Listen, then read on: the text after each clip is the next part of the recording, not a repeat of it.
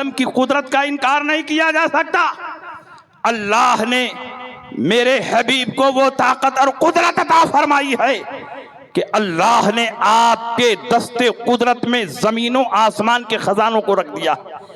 ऊती तो बे मफाती है खजाइनिल अर्द, अल्लाह ने जमीन और आसमान के खजानों को मेरे हाथों में रख दिया है। मैं जिसको चाहता हूं खजाना अता फरमाता हूं। तुम कहते हो नबी को देने का इख्तियार नहीं, और नबी फरमाते हैं अल्लाह ने जमीन के खजानों की कुंजियां मेरे हाथ में रख दी हैं, मैं जिसको चाहूं जमीन के खजानों का मालिक बना दूं। इसीलिए आला हजरत फरमाते हैं हाथ जिस समत उठा गाली कर दिया, मौजे बहरे सखावत पे लाखों सलाम। बेशक सुभान अल्लाह। ये मेरे नबी की शान है। अल्लाह के नबी सैयद आलम सल्लल्लाहु ताला अलैहि वसल्लम की कुदरत का हम और आप अंदाजा नहीं लगा सकते। अल्लाह ने अपने हबीब को इतनी ताकत अता फरमाई कि आप चांद की तरफ इशारा कर दें, चांद दो टुकड़े हो जाए। आप सूरज की तरफ इशारा कर दें, डूबा हुआ सूरज पलट आए। आप जानवर की तरफ इशारा कर दें, जानवर इंसानों की तरह कलाम करने लगे। आप पेड़ पौधों की तरफ इशारा कर दें, इंसानों की तरह चलता हुआ आपकी बारगाह में सजदा रेज हो जाए। आप कंकर की तरफ इशारा कर दें, कंकर नबी का कलमा पढ़ने लगे। सूरज उल्टे, पांव पलटे, चांद इशारे से हो चाक, अंधे नजदी देख ले। कुदरत रसूलुल्लाह की इशारे से चांद को चीर दिया, डूबे हुए खुर को फेर दिया, गए हुए दिन को असर किया। ये ताबो तमा तुम्हारे। नारे तकबीर, नारे रिसालत, मसला के आला हजरत मुफ्ती शमशाद अहमद साहब किबला। और याद रखो अल्लाह ने अपने हबीब को सिर्फ कुदरत ही नहीं अता फरमाई, ऐसा इल्म अता फरमाया कि तमाम अव्वलीनों आखिरीन के इल्म को नबी के इल्म में जमा कर दिया। आपसे पहले जितने अंबिया औलिया जानते थे उन तमाम नॉलेज और उन तमाम मालूमात को इकट्ठा कर दिया जाए, और आपके बाद जो जानेंगे उसको भी जमा कर दिया जाए, और तमाम अव्वलीनों आखिरीन के इल्म को एक पलड़े पर रखा जाए और मेरे नबी के इल्म को दूसरे पलड़े पर रखा जाए तो आपका पलड़ा भारी पड़ जाएगा। ऊती तो इल्मुल अव्वलीन वल आखिरीन, अल्लाह ने तमाम अव्वलीनों आखिरीन के इल्म को मेरे इल्म के साथ जमा फरमा दिया है। नबी के इल्म का ये आलम है कि आप कब्रिस्तान से गुजरते हैं, मुर्दों के हालात को देखते हैं, किस पर अजाब हो रहा है, किसको सवाब दिया जा रहा है। नबी मक्के में है, मदीने के हालात को देखते हैं। नबी मदीने में है, जंगे रूम का मुशाहिदा करते हैं। नबी मेंबर पर हैं, क़यामत तक के अहवाल को सहाबा के सामने बयान करते हैं। नबी मुसल्ले इमामत पर हैं, और पीछे कौन कैसे नमाज पढ़ रहा है वो सब अल्लाह के नबी देख रहे हैं। इन्नकुम तरौना क़िबलती हा होना, तुम समझते हो कि मेरा चेहरा किबले की तरफ होता है और मैं तुमको पीठ के पीछे नहीं देखता हूँ। इन्नी ला अराकुम वरा ज़हरी कमा अराकुम अमामी, मैं तुमको पीठ के पीछे ऐसे ही देखता हूँ जैसे आगे देखता हूँ। अमा ला यख्फा अलैया रुकूअकुम वला खुशूअकुम, तुम्हारा रुकू भी मुझसे पोशीदा नहीं, तुम्हारा खुशू भी मुझसे पोशीदा नहीं।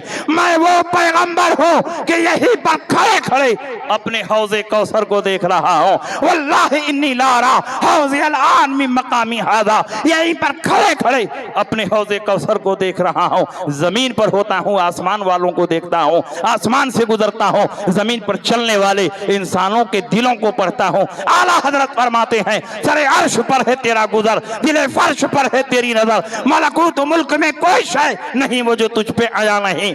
खुदा खुदा का यही है दर, नहीं और कोई मफर मकर, जो वहां से हो यही आके हो, जो यहाँ नहीं तो वहां नहीं। नारे तकबीर, इख्तियाराते मुस्तफा जिंदाबाद जिंदाबाद। और मेरे नबी को अल्लाह ने ऐसा पावर दिया, ऐसा पावर दिया कि मेरे नबी जिसकी शफाअत करने उसके लिए जन्नत वाजिब हो। तुम कहते हो नबी को शफाअत का इख्तियार नहीं, तुम कैसे मुसलमान हो? नबी अकरम सल्लल्लाहु अलैहि वसल्लम ने अपनी बेशुमार हदीसों में अपनी शफाअत का तज़किरा फरमाया। तुम कहते हो नबी ने किसी को जन्नत में भेजने का ठेका नहीं लिया है, नबी को कोई पावर और इख्तियार नहीं है कि किसी को जन्नत में भेज दे। मैं कहता हूं नबी जिसको चाहेंगे जहन्नम से निकाल कर जन्नत में दाखिल करेंगे। तुम कहते हो नबी ने खुद फरमाया है या फातिमा तो ला उगनी अन्के मिन अल्लाह मिन शैइन, ऐ मेरी बेटी फातिमा मैं तुमको अल्लाह के अजाब से नहीं बचा पाऊंगा। तो जब नबी अपनी बेटी को अल्लाह के अजाब से नहीं बचा पाएंगे तो तुमको कैसे बचाएंगे, तुमको कैसे जन्नत में दाखिल करेंगे। मैं कहता हूं हदीस पढ़ते हो लेकिन हदीस समझने का शऊर नहीं है। बेइश्क़े मोहम्मद जो पढ़ाते हैं बुखारी आता है बुखार, उनको बुखारी नहीं आती। नबी अकरम सल्लल्लाहु अलैहि वसल्लम ने अपनी बेटी फातिमा से ये हदीस बयान की है, लेकिन कब बयान की है, जब नबी इस्लाम की तबलीग कर रहे थे। ऐ अबू बकर तुम मुसलमान हो जाओ, ऐ अली तुम मुसलमान हो जाओ, ऐ खदीजा तुम मुसलमान हो जाओ। बिल्कुल इस्लाम का इब्तिदाई दौर है और नबी अपनी नबूवत का ऐलान फरमा रहे हैं और अपने घर से तबलीग का आगाज फरमा रहे हैं। उसी वाज़ो नसीहत के मौके पर अल्लाह के नबी ने फरमाया याद रखो जो मेरा कलमा नहीं पढ़ेगा वो काफिर माना जाएगा। और अल्लाह ने काफिरों के लिए जहन्नम बना कर रखा है। अल्लाह के इस फैसले के मुकाबले में मैं तुम्हारी कोई मदद नहीं करूंगा। ये माना नहीं है कि तुम कलमा भी पढ़ लोगे तब भी मैं तुम्हारी कोई मदद नहीं करूंगा। नबी ने अपनी बेटी फातिमतु ज़हरा को कलमा पढ़ाने के बाद कितना अता फरमाया, कितना अता फरमाया। नबी ने सिर्फ उनको जन्नती नहीं बनाया बल्कि जन्नती औरतों की सरदारी अता फरमा दी। इन्नमा फातिमतु सय्यदतु निसाए अहली जन्ना, फातिमा जन्नती औरतों की सरदार है। और सिर्फ फातिमा नहीं सरदार है, अल हसन वल हुसैन सय्यदा शबाब अहली जन्ना, हसन और हुसैन जन्नती जवानों के सरदार है। नबी ने अपनी बेटी को वो मकाम और मर्तबा अता फरमा दिया कि नबी फरमाते हैं जब मेरी बेटी फातिमा पुलसिरात से गुजरेंगी तो अहले महशर को निदा दी जाएगी या अहलल महशर नक्किसू रुऊसकुम व गुद्दू अब्सारकुम फइन्न फातिमता बिन्त मुहम्मदिन तमुर्रु मा सबईना अल्फम मिनल हुरिल ईन। ऐ अहले महशर अपनी अपनी गर्दनें झुका लो, अपनी अपनी निगाहें बंद कर लो, क्योंकि कोई और नहीं नबी की बेटी फातिमतु ज़हरा 70,000 हूरों के साथ गुजरने वाली। बताओ ये शान किसी और नबी की बेटी को हासिल है? ये हमारे नबी की बेटी को हासिल। तो नबी ने सिर्फ जन्नत नहीं अता फरमाई बल्कि उनके सर पर जन्नत की सरदारी का ताज रख दिया। नबी अकरम सल्लल्लाहु अलैहि वसल्लम जिसको चाहे जहन्नम से निकाल कर जन्नत में दाखिल फरमाए। और दुनिया में भी आपको पावर है और आखिरत में भी पावर है।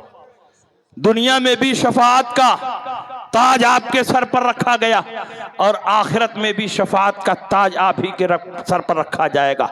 दुनिया में भी मनसब शफाअत आपको अता किया गया और आखिरत में भी शफाअत कुबरा का मनसब आपको अता होगा।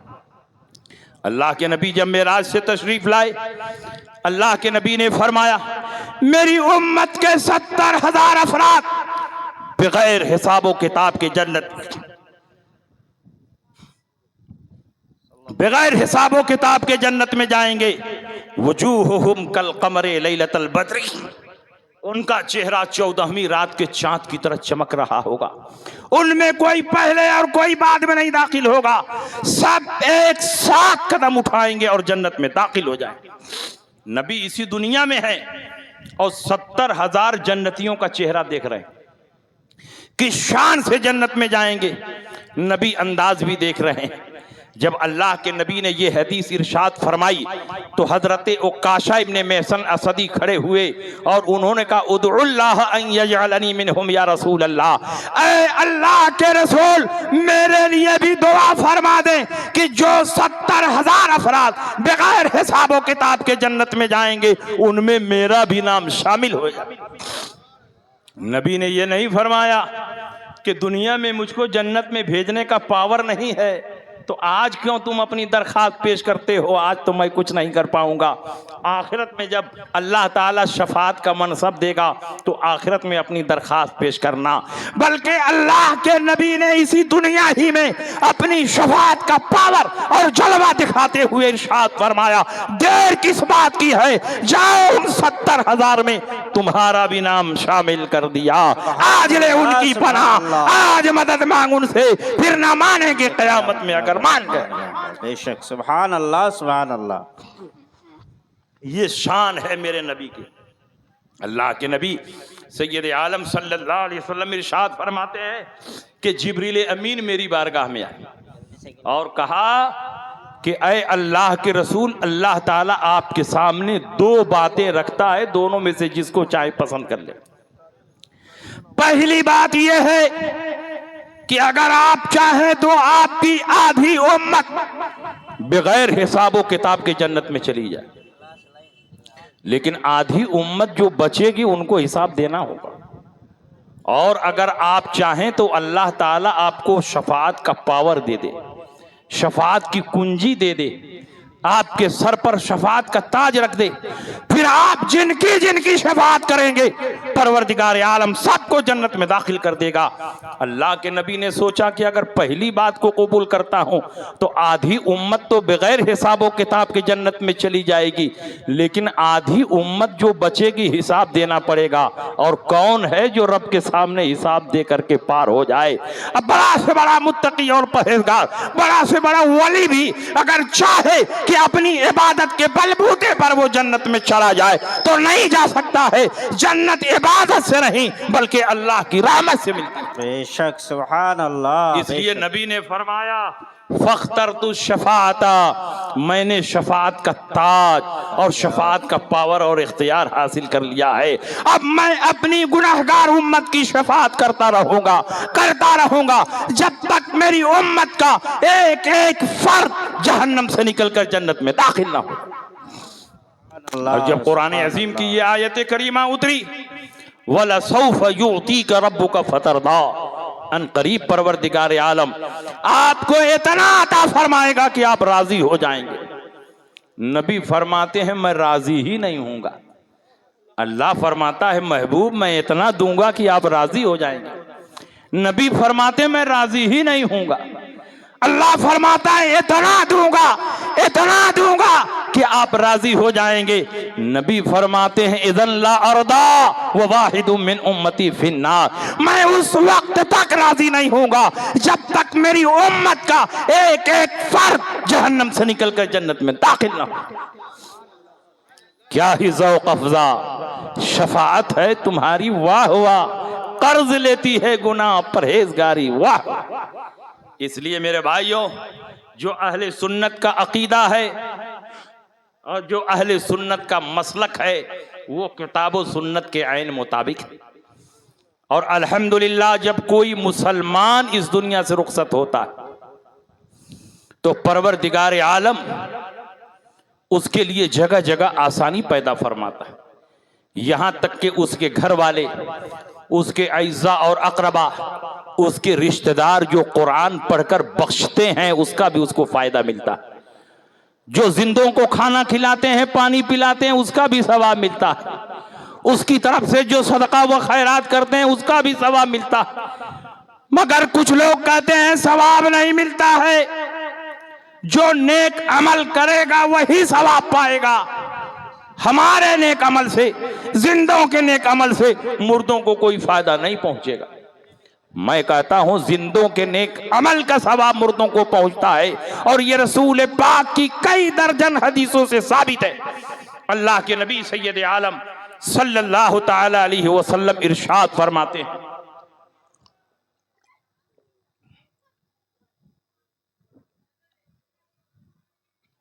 शुक्रिया जज़ाकल्लाह। अल्लाह के नबी इरशाद फरमाते हैं, बुखारी शरीफ, मुस्लिम शरीफ और सिहाह सित्ता की ये हदीस है, इन्ना इमरातम मिन जुहैनता जात इला नबी सल्लल्लाहु अलैहि वसल्लम वक़ालत या रसूल अल्लाह इन्न उम्मी नज़रत अन तहुज्जा फलम तहुज्जा हत्ता मातत अफा हुज्जु अनहा क़ाल हुज्जी अनहा। एक औरत जो कबीले जुहैना से ताल्लुक़ रखती थी नबी की खिदमत में हाजिर हुई और उन्होंने कहा या रसूल अल्लाह मेरी माँ ने नज़र मानी थी कि वो हज करेंगी मगर हज न कर सकी, उनका इंतकाल हो गया, क्या मैं ही उनकी तरफ से हज कर लूं, मेरी मरी हुई माँ को सवाब मिल जाएगा? नबी ने फरमाया हुज्जी अनहा, उनकी तरफ से हज कर ले सवाब मिल जाएगा। हज कौन कर रहा है? लड़की कर रही है और सवाब किसको मिल रहा है? उसकी मरी हुई माँ को मिल रहा। एक और हदीस सुनिए, इन्ना इमराता मिन खसाम जात इला नबी सल्लल्लाहु अलैहि वसल्लम वकालत या रसूल अल्लाह इन्ना फरीज़त अल्लाह अदरकत अबी शेखन कबीरन ला यसबतु अला राहिला अफा हुज्जु अनहु काल हुज्जी अनहु वज़ालिका फी हज्जतिल वदा। एक औरत जो कबीले खसाम से ताल्लुक रखती थी नबी की खिदमत में हाजिर हुई, कहा या रसूल अल्लाह मेरे बाप बिल्कुल बूढ़े हो चुके थे, सवारी पर बैठने की ताकत और कुदरत नहीं थी, इसीलिए हज को न जा सके और फिर उनका इंतकाल हो गया। क्या मैं ही उनकी तरफ से हज कर लूं? मेरे मरे हुए बाप को सवाब मिल जाएगा। नबी ने फरमाया हज कर ले, सवाब मिल जाएगा। दोनों हदीस में गौर करो। पहली हदीस में हज लड़की कर रही है और सवाब उसकी मरी हुई मां को मिल रहा है। दूसरी हदीस में हज लड़की कर रही है और सवाब उसके मरे हुए बाप को मिल रहा है। यह इस बात की दलील है कि जिंदों के नेक अमल का सवाब मुर्दों को पहुंचता है और ये रसूल पाक की हदीस से साबित है। सुभान अल्लाह, बेशक। इसलिए आप कुरान पढ़े और नियत करें इसका सवाब वालिदैन को पहुंचे तो पहुंचेगा। बेशक। आप कुर्बानी करें और नियत करें इसका सवाब हमारे वालिद साहब को पहुंचेगा। आप सदका व खैरात करें और नियत करें आम मोमिनीन को सवाब पहुंचे तो पहुंचेगा। जिंदों के नेक अमल का सवाब मुर्दों को पहुंचता है, ये रसूल पाक की हदीस से साबित है। मगर आज कुछ लोग जो नगर नगर डगर डगर घूम रहे हैं वो कहते हैं जिंदों के नेक अमल का सवाब मुर्दों को नहीं पहुंचता। मैं कहता हूं तुम ठीक कहते हो, तुम्हारा नहीं पहुंचता होगा, हमारा तो पहुंचता। बेशक। क्योंकि हदीस से यह भी साबित कि सबका नहीं पहुंचेगा, किसी का पहुंचेगा किसी का नहीं पहुंचेगा। अबू दाऊद की हदीस है, हजरत अमर इब्नुल आस नबी की खिदमत में हाजिर हुए, कहा या रसूल अल्लाह मेरा बाप आस इब्ने वाइल पूरी जिंदगी आपकी मुखालफत करता रहा, हश्र नश्र जन्नतो दोज़ख का इनकार करता रहा, अज़ाबे कब्र तनीम कब्र का इनकार करता रहा। या रसूल अल्लाह आपने इस्लाम की दावत दी वो मुसलमान नहीं हुआ, आपके मोजज़ात व कमालात देखे मुसलमान नहीं हुआ, जंगों में आपके खिलाफ तलवारें चलाता रहा। बार बार हम लोगों ने भी समझाया मगर वो मुसलमान नहीं हुआ। या रसूल अल्लाह जब मेरा बाप आस इब्ने वाइल मरने लगा तो मुझको बुलाया, मेरे छोटे भाई हिशाम को बुलाया, कहा देखो पूरी जिंदगी मोहम्मद की बातों का इनकार करता रहा, हिसाबो किताब का इनकार करता रहा, पुल सिरात का इनकार करता रहा, जन्नतो दोज़ख का इनकार करता रहा, लेकिन अब दुनिया से जा रहा हूं तो बड़ा डर लग रहा, कहीं ऐसा ना हो कि वाकई वहां हिसाबो किताब शुरू हो जाए। अगर मोहम्मद की बात वहां सच्ची साबित हो गई, अगर वहां हिसाबो किताब शुरू हो गया तो मेरे पास तो बचने का कोई सामान नहीं है। इसलिए मेरे बेटों तुम लोग मेरे मरने के बाद मेरी तरफ से 50-50 गुलाम आजाद कर देना कि अगर वहां हिसाबो किताब शुरू हो जाए तो गुलामों की आजादी वहां काम आ जाए। और उस दौर में गुलाम को आजाद करना बहुत बड़ा सवाब का काम था। दुनिया में गुलामों को आजाद करने का काम सबसे पहले हमारे पैगंबर ने किया और 1200 साल के बाद दुनिया ने कानून बनाया कि अब गुलामी नाजायज है, गुलामी गैर कानूनी है, अब कोई इंसान किसी इंसान को गुलाम नहीं बना सकता। जो कानून तुमने 1200 साल के बाद बनाया, हमारे पैगंबर ने मक्का की धरती पर 1450 साल पहले ये कानून बनाकर आजादी का पैगाम दिया। अल्लाह के नबी सैयद आलम सल्लल्लाहु अलैहि वसल्लम पूरी इंसानियत की आजादी की बात करते थे। तो अमर इब्नुल आस ने कहा या रसूल अल्लाह मेरे बाप ने ऐसी वसीयत की है तो मैं 50 गुलाम आजाद करूं कि ना करूं, और अगर गुलाम आजाद करूं तो मेरे बाप को उसका फायदा मिलेगा कि नहीं मिलेगा। नबी इरशाद फरमाते हैं, अबू दाऊद के अल्फाज है, लौकाना मुस्लिमन फातक्तुमन हो और तसद्दक्तुमन हो और हजजतुमन हो बलगा उजालिक। अगर तेरा बाप मुसलमान होता और तुम उसकी तरफ से गुलाम आजाद करते, सदका व खैरात करते, हज करते तो उसको सवाब मिलता, लेकिन तेरा बाप मुसलमान नहीं था इसलिए उसको सवाब नहीं मिलेगा। नबी ने क्या फरमाया, अगर मुसलमान होता तो उसको सवाब मिलता, लेकिन तेरा बाप मुसलमान नहीं था इसलिए उसको सवाब नहीं मिलेगा। जो कहते हैं सवाब नहीं मिलता है वो ठीक कहते हैं। इनके मुर्दे ऐसे ही हैं कि उनको सवाब ना मिले। इनके मुर्दे कठमुर्दा है, इसलिए इनको सवाब नहीं मिल रहा है। हमारे मुर्दे नबी के इश्क में मरे हैं, नबी की मोहब्बत में मरे हैं, नबी की गुलामी का पट्टा अपने गले में डाल कर गए हैं। इनके सीनों में ईमान की रोशनी जगमगा रही है। जिंदाबाद जिंदाबाद। जब हम अपने मुर्दों को सवाब पहुंचाएंगे तो सवाब पहुंचेगा, इसलिए कि इनके सीने में ईमान की रोशनी जगमगा रही है। ये मुसलमान होकर दुनिया से गए हैं और जब मुसलमानों को सवाब पहुंचाया जाएगा तो सवाब पहुंचेगा। सवाब पहुंचता भी है, नहीं भी पहुंचता है, ये मुर्दे पर डिपेंड करता है कि मुर्दा कैसा है। मुर्दा मोमिन हो तो सवाब पहुंचेगा, मुर्दा काफिर हो तो सवाब नहीं पहुंचेगा। और सुन लीजिए, इसी हदीस से यह भी साबित हुआ कि सवाब पहुंचने और पहुंचाने के लिए दोनों तरफ ईमान का कनेक्शन चाहिए। सवाब पहुंचाने वाला भी मुसलमान और जिसको सवाब पहुंचा रहा है वो भी मुसलमान। अगर दोनों में से एक गैर मुस्लिम है तो सवाब नहीं पहुंचेगा। मसलन मुर्दा मुसलमान हो और सवाब पहुंचाने वाले लालू यादव हो, मुलायम यादव हो, तो सवाब पहुंचेगा? नहीं पहुंचेगा। और अगर मुर्दा काफिर हो और सवाब पहुंचाने वाला मुसलमान, तो सवाब पहुंचेगा? नहीं पहुंचेगा। काफिर को सवाब नहीं पहुंचता है, और जो काफिर को सवाब पहुंचाएगा वो खुद ही बाउंड्री ऑफ इस्लाम से बाहर हो जाएगा। सवाब पहुंचने और पहुंचाने के लिए दोनों तरफ ईमान का कनेक्शन चाहिए। सवाब पहुंचाने वाला भी मुसलमान और जिसको सवाब पहुंचा रहा है वो भी मुसलमान। तुम कहते हो सवाब नहीं पहुंचता है तो चेक करो गड़बड़ी कहां है। तुम्हारे मुर्दे में गड़बड़ी है कि खुद तुम्हारे अंदर गड़बड़ी है। इसलिए कि हमारा सवाब तो पहुंचता है क्योंकि हमारा मुर्दा भी मुसलमान, सवाब पहुंचाने वाला भी मुसलमान। जब एक मुसलमान दूसरे मुसलमान को सवाब पहुंचाता है तो अल्लाह के फजल से सवाब पहुंचता। वाह वाह वाह वाह वाह, बेशक बहुत उम्दा खिताब। वाह वाह वाह वाह।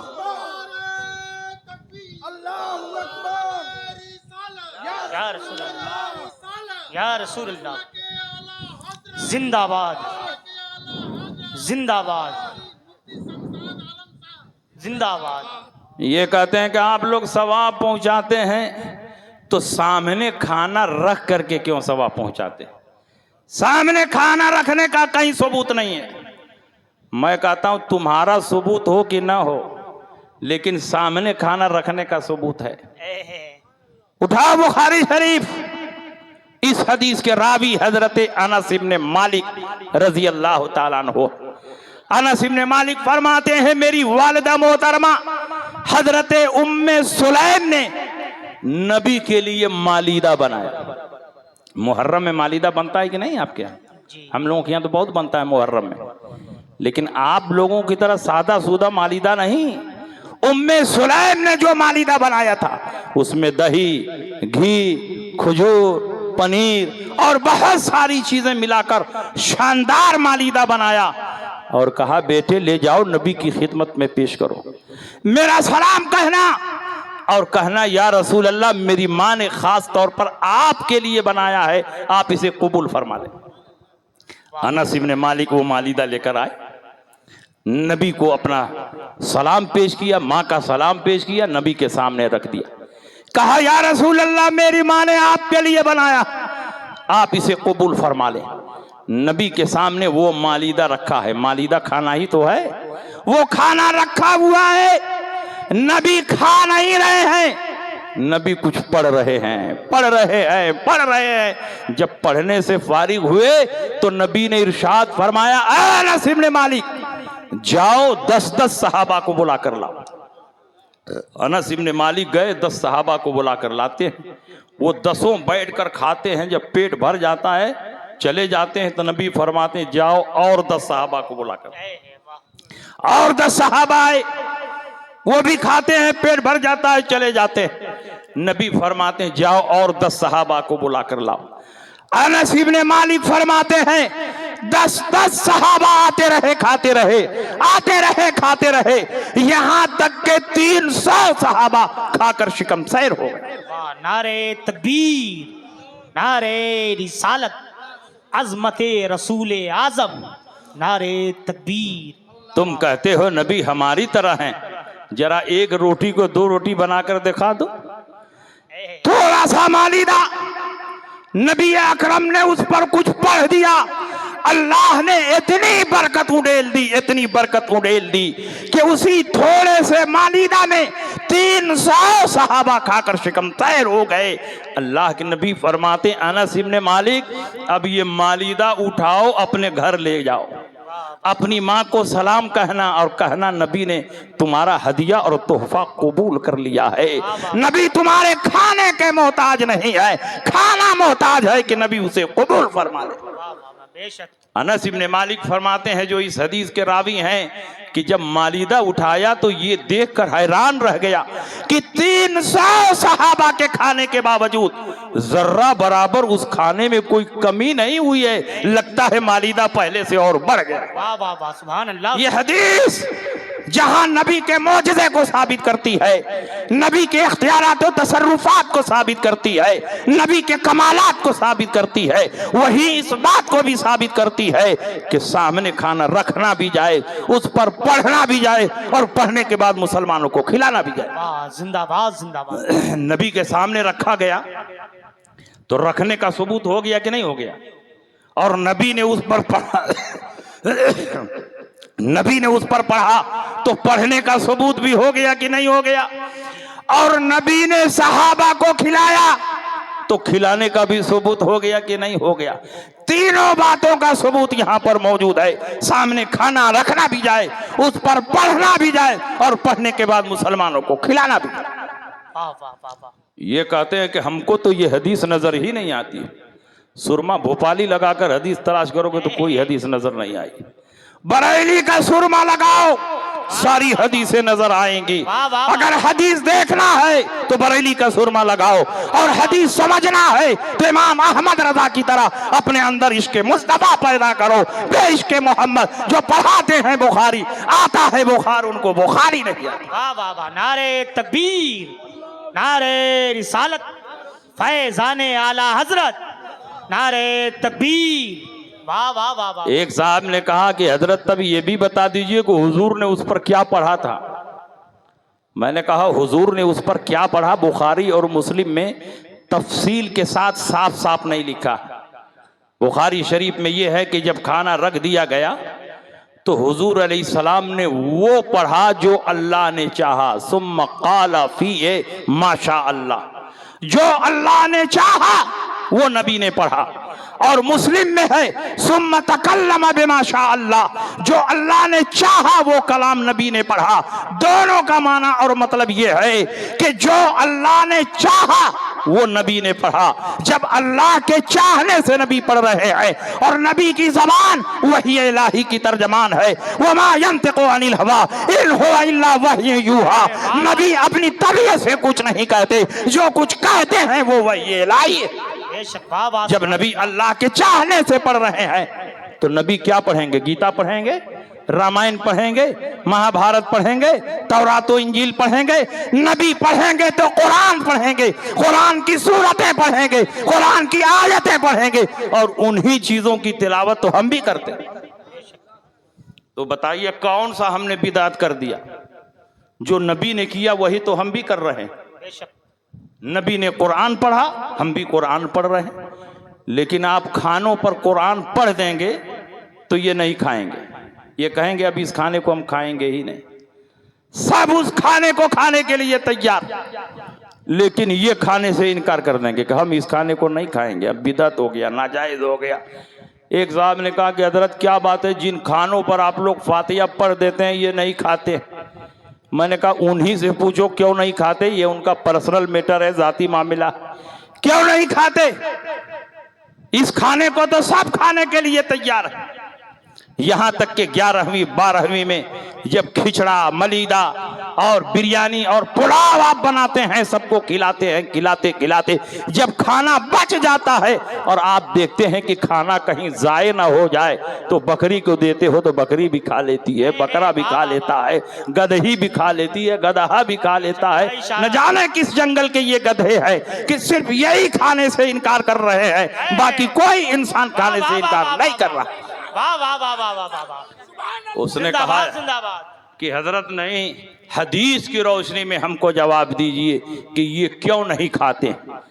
मैंने कहा अगर हदीस की रोशनी में जवाब चाहिए तो एक बुखारी की हदीस पढ़ देते हैं, जवाब समझ लेना। अल्लाह के नबी ने इरशाद फरमाया, इन्ना शैताना यस्तहिल्लु तामा इल्ला युज़कर इस्मुल्लाहि अलैहि, शैतान उस खाने को खाने लगता है जिस पर बिस्मिल्लाह न किया जाए, और जब बिस्मिल्लाह पढ़ दिया जाए तो शैतान कभी भी उस खाने को नहीं खा सकता। जब सिर्फ बिस्मिल्लाह पढ़ दिया जाए तो शैतान उस खाने को नहीं खा सकता। तो यहाँ तो औज़ुबिल्लाह भी पढ़ दिया, बिस्मिल्लाह पढ़ दिया, सूरह फातिहा पढ़ दिया, चारों कुल पढ़ दिया, अब तो शैतान का बाप इब्लीस भी खाना चाहे इस खाने को कभी नहीं खाए। वाह वाह वाह वाह वाह, जिंदाबाद जिंदाबाद। तो ये तो इनका शजरे नसब मालूम हो रहा है। खाना न खाने से इनके शजरे नसब का पता चल रहा कि इनका शजरे नसब कहाँ जाकर मिल रहा है। अल्हम्दुलिल्लाह हम अहले सुन्नत व जमात, हमारा हर हर अकीदा और हर हर अमल सहाबा के अमल और अकीदे के मुताबिक। हमारा कोई अकीदा किताब व सुन्नत के खिलाफ नहीं, हमारे मामूलात में से कोई मामूल किताब व सुन्नत के खिलाफ नहीं। दुनिया का कोई तबका ऐसा नहीं है जो मामूलात अहले सुन्नत में किसी भी मामूल पर उंगली उठाए तो हम लोग किताब व सुन्नत की रोशनी में उसका इसी जगह जवाब न दे दें। सारे मामूलात किताब व सुन्नत से साबित है। इसलिए आप अपने मुर्दों को सवाब पहुंचाइए। शैतान तो चाहता ही है कि आपके मुर्दों को फायदा ना पहुंचे, इसीलिए तो वो कब्र में आ जाता है बहकाने के। लेकिन आप अपने मुर्दों को फायदा पहुंचाओ। अल्लाह के नबी ने इरशाद फरमाया, अल्लाह फी औनिल अब्द मा कानल अब्दु फी औनि अखी। अल्लाह उस वक्त तक अपने बंदों की मदद करता है जब तक बंदा अपने भाई की मदद करता है। और अपने भाई से मुराद सगे भाई नहीं है, दीनी भाई। कोई भी मुसलमान आपका भाई है। जब तक आप एक मुसलमान की मदद में रहेंगे अल्लाह की मदद आप पर उतरती रहेगी। तो जब तक आपका दीनी भाई जिंदा है, वो खाने का मोहताज है, वो मकान का मोहताज है, वो कपड़े का मोहताज है, वो दवा इलाज का मोहताज है। तो अगर आपका कोई दीनी भाई कपड़े का मोहताज तो आप कपड़ा देकर के उसकी सत्रपोशी कर दीजिए। अगर वो दवा इलाज का मोहताज है तो आप दवा इलाज करा दीजिए। अगर वो मकान का मोहताज है तो उसके छत पर छप्पर छा दीजिए। अगर वो खाने पीने का मोहताज है तो खाने पीने का इंतजाम कर दीजिए।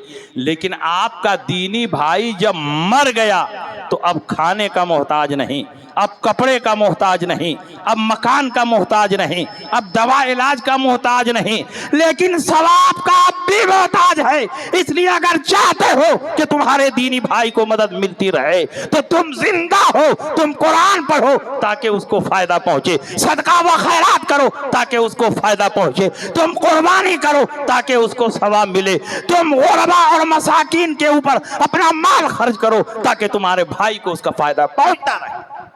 वो सवाब का मोहताज है और मरने के बाद भी सवाब के पहुंचने का सिलसिला जारी रहता है। इसलिए आप अपने भाई को सवाब पहुंचाते रहें। और आपका जो भाई मर गया वक्तन फवक्तन उसकी कब्र पर हाजिरी देते रहें।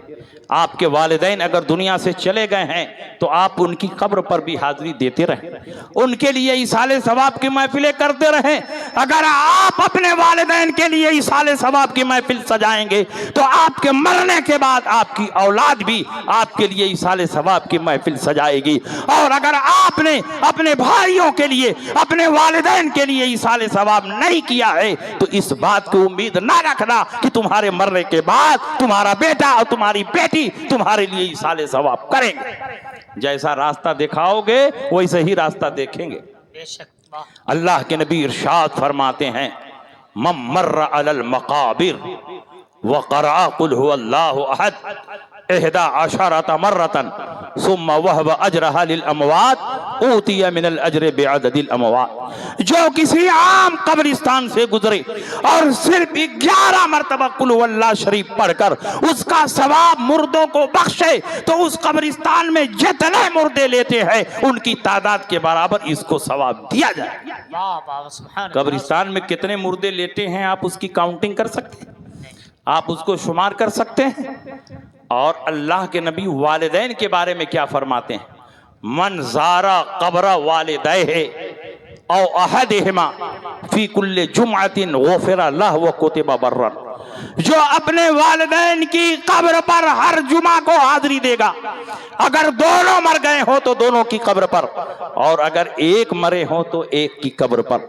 जो अपने वालिदैन की कब्र पर हर जुमा को हाजिरी देगा, अल्लाह के रजिस्टर में उसको बिदाती नहीं लिखा जाएगा, उसको नेकोकार लिखा जाएगा और इसके सारे गुनाह माफ हो जाएंगे। जब वालिदैन की कब्र पर हाजिरी देने की ये फजीलत है तो रसूलुल्लाह की कब्र पर हाजिरी देने की क्या फजीलत होगी, गौसे पाक की कब्र पर हाजिरी देने की क्या फजीलत। वाह वाह वाह। इसलिए आप ईसाले सवाब का सिलसिला जारी रखें और याद रखें, एक नसीहत की बात आपको अर्ज करके अपनी तकरीर खत्म कर दूं। आप लोग 11वीं 12वीं छठी शरीफ पर बहुत ज्यादा तबर्रुक बनाते हैं। बिरयानी है, पुलाव है, जर्दा है, और आधा खाते हैं आधा गिराते हैं। आप अपने पांव से उस तबर्रुक को रौंदते हैं। टेबल पर खाना चलता रहता है, टेबल पर अलग गिरा है, टेबल के नीचे अलग गिरा है, उसी पर पांव रखकर चप्पल रखकर लोग बैठते हैं। बुजुर्गान दीन के तबर्रुक की नाकदरी और बेहुरमती हो रही है। आला हजरत इमाम अहमद रजा फाजिल बरेलवी रजी अल्लाह ताला अन्हु किस तरह बुजुर्गान दीन के तबर्रुक का एहतराम करते थे, आप उसको भी सुनते चलिए ताकि आपको भी बुजुर्गान दीन के तबर्रुकात के एहतराम का सलीका मालूम हो। शेखुल इस्लाम अल्लामा मदनी मियाँ कचौचा शरीफ के जानते हैं? उनके वालिद हैं हुजूर मुहद्दिस आजम कचौचवी। ये आला हजरत के शागिर्द हैं। जब मदरसे से फारिग हो गए तो घर वालों ने यह फैसला किया कि इनको बड़ा मुफ्ती और मुनाजिर बनाना, और बड़ा मुफ्ती और मुनाजिर बनाने के लिए सिर्फ किताबें नहीं चाहिए बल्कि एक ऐसा माहिर मुफ्ती और मुनाजिर चाहिए जो मुनाजरे की और फतवा नवेसी की बारीकियों को समझाओ। सिर्फ किताबें पढ़कर कोई मुफ्ती और मुनाजिर नहीं बन सकता है, जिस तरह डॉक्टरी की किताबें पढ़कर आदमी डॉक्टर नहीं बन सकता है, जब तक कई साल किसी माहिर डॉक्टर की निगरानी में वो प्रैक्टिस ना कर ले उस वक्त तक वो माहिर डॉक्टर नहीं बन सकता। तो घर वाले लेकर मुहद्दिस आजम कचौचवी को बरेली शरीफ पहुंचे और आला हजरत की बारगाह में पेश किया। हुजूर, ये मदरसे से फारिग हो गए हैं और अब आपके यहाँ रहकर फतवा नवेसी की ट्रेनिंग हासिल करेंगे और मुनाजरे की बारीकियों को सीखेंगे। आला हजरत ने फरमाया कि शहजादे हैं, मेरे पास रहें, फतवा लिखें, सीखें।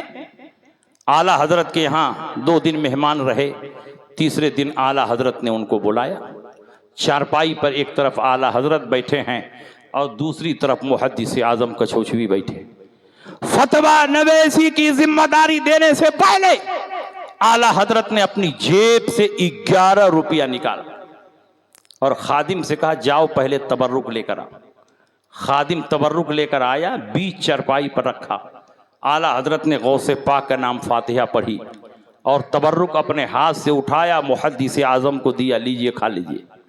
उन्होंने खा लिया। बाकी तबर्रुक आला हजरत ने जितने लोग बैठे थे खुद्दाम हाजरी कहा, आप लोग आपस में तकसीम करके खा ले। तमाम हाजरीन और खुद्दाम ने आपस में बांट करके खा लिया। अब मुहद्दिस आजम का बयान सुनिए। फरमाते हैं, अचानक मैंने देखा आला हजरत इमाम अहमद रजा अपनी चारपाई से नीचे आ गए। मैंने सोचा कोई जरूरत होगी, घर में जाना चाह रहे होंगे, लेकिन फिर मैंने देखा जमीन पर बैठ गए। सर को झुकाने लगे। जैसे नमाजी सजदे में सर को झुकाता है, वैसे ही आला हजरत इमाम अहमद रजा जमीन पर अपने सर को झुका रहे हैं। जब मैंने जमीन पर गौर से देखा तो मैंने ये देखा कि तबर्रुक बांटने वालों की गलती से तबर्रुक का एक छोटा सा जर्रा जमीन पर गिरा हुआ है और आला हजरत इमाम अहमद रजा उसको अपने हाथ से नहीं झुककर अपनी जबान से उठाने की कोशिशें कर रहे हैं। जिसके दिल में सरकार गौसे पाक के तबर्रुक के एक छोटे से जर्रे का इतना एहतराम है, सरकार गौसे पाक का कितना एहतराम होगा, रसूल पाक का कितना एहतराम होगा। इसीलिए पूरी जिंदगी आला हजरत इमाम अहमद रजा नामुसे रिसालत पर पहरा देते रहे, अजमत मुस्तफा की हिफाजत करते रहे, औलियाए किराम की अजमत की निगहबानी करते रहे। आला हजरत हिंदुस्तान में है लेकिन गौसे पाक के चौखट की निगहबानी कर रहे हैं। इरशाद फरमाते हैं, तुझसे दर, दर से सग, सग से है मुझको निस्बत, मेरी गर्दन में भी है दूर का डोरा तेरा, मेरी किस्मत की कसम खाएं सगाने बगदाद हिंद में रह के भी देता रहूं पहला तेरा। वाह, नारे तकबीर, नारे रिसालत, मसलके आला हजरत, फैजाने गौसे आजम, नारे तकबीर। ये आला हजरत इमाम अहमद रजा की शान है। एक आखिरी बात सुनिए और तकरीर खत्म हो जाए।